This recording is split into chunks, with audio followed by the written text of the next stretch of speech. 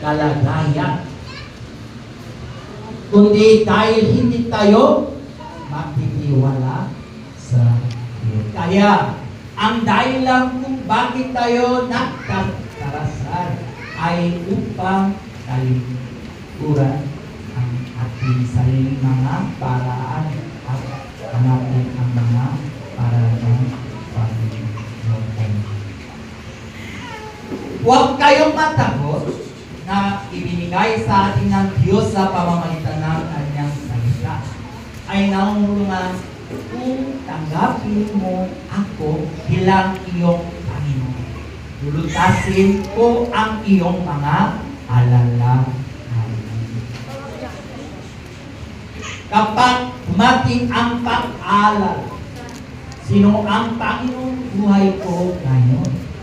Maaari mong suriin at tanggapin ang Panginoon bilang iyong Panginoon.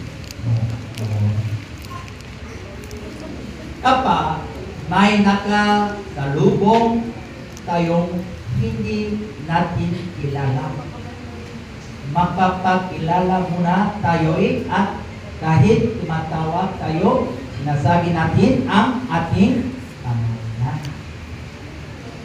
May mga pagkakataon na tinatanong natin ang tanong na sino? May mga pagkakataon na hinahanap natin ang ating identity. At dahil dito, ipinakilala ni Pablo ang kanyang sarili sa mga mananampalataya sa simbahan sa Roma bilang isang lingkod ni Jesus Cristo.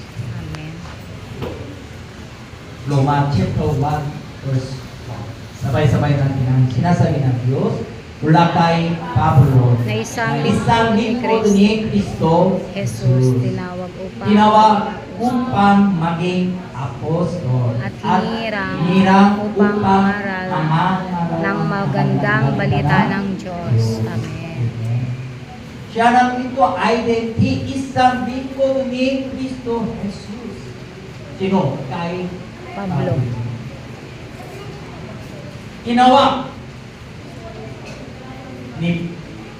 ng Diyos kay Pablo upang maging apostol. Hinirang upang mag-aral ng magandang balita ng Diyos. Tingnan natin ang Biblia sa